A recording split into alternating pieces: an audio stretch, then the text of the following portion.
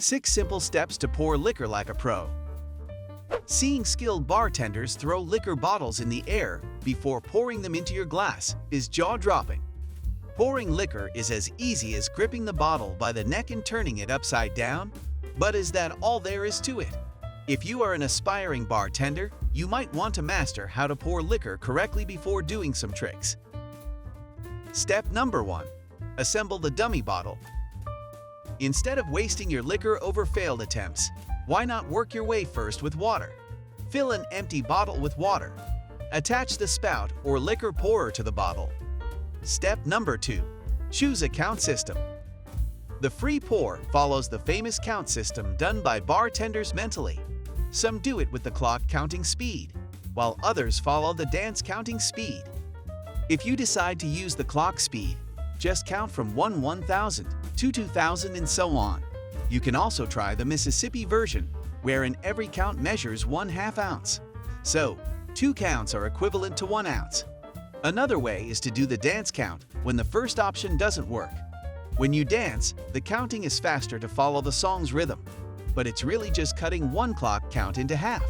So if you do the math, one dance count is equal to 1/4 ounce, and 1 whole ounce is 4 counts. Step number 3. Decide what grip to do. Every bartender has their preference on how to grip a liquor bottle. This depends on which one they're most comfortable doing. Keep in mind that each grip will be done by the neck, as this secures the bottle well. The common one is the normal grip, where you simply hold the bottle by the neck as you would do when drinking.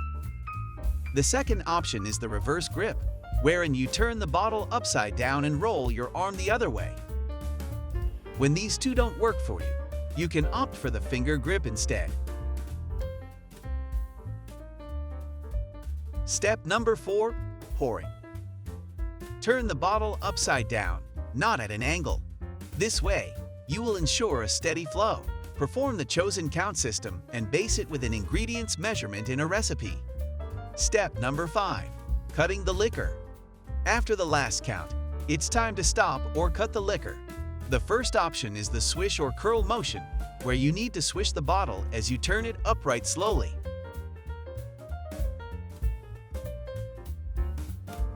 The second option is known as the jolt motion, wherein you need to shake the bottle down once to stop the pouring quickly, then turn the bottle upright.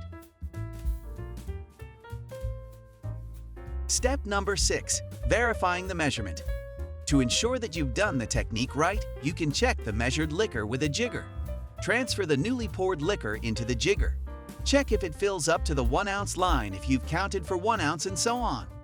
Being a professional bartender isn't easy, but just like anything you do, practice makes perfect. So, go ahead and bring out your water bottles and liquor pourers. Good luck, future bartender!